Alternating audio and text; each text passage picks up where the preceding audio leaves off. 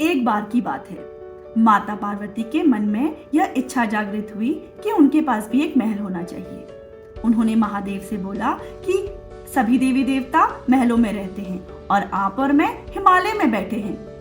तो महादेव मंद मंद मुस्काए और बोले, पार्वती, मैं तो हूँ सन्यासी, मेरा महलों में क्या काम? मुझे तो कोई भी नियम कानून नहीं बांध सकता। पार्वती जी अपनी जिद पर अड़ी रहीं। उनकी इच्छा पूर्ति के लिए महादेव ने विश्वकर्मा जी को बुलाया और विश्वकर्मा जी ने बहुत ही सुंदर स्वर्ण महल बनाया और उसको लंका ले जाके स्थापित कर दिया।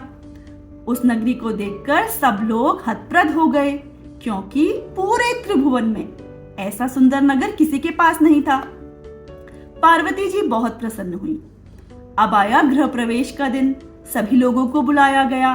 देवी देवता, ऋषि मुनि सभी लोग पधारे।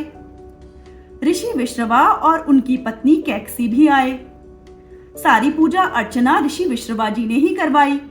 जब दान का समय आया तो ऋषि ने दान में लंका ही मांग डाली। महादेव भोलेनाथ हंसते हंसते लंका दान में दे दी।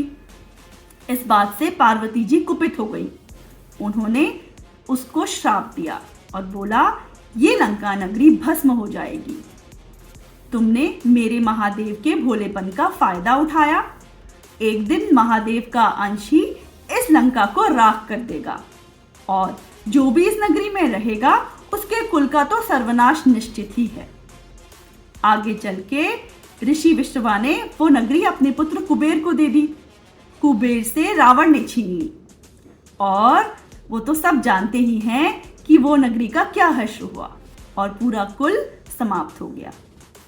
इस कहानी से हमको कई सारी शिक्षाएं मिलती हैं, लेकिन एक सबसे महत्वपूर्ण शिक्षा मिलती है, वो ये है कि अगर आप किसी और की वस्तु को छल से प्राप्त करने की कोशिश करेंगे तो वो वस्तु आपको भी फलीभूत नहीं होगी। आपको इस कहानी से क्या शिक्षा मिली, कमेंट्स में जरूर बताइएगा।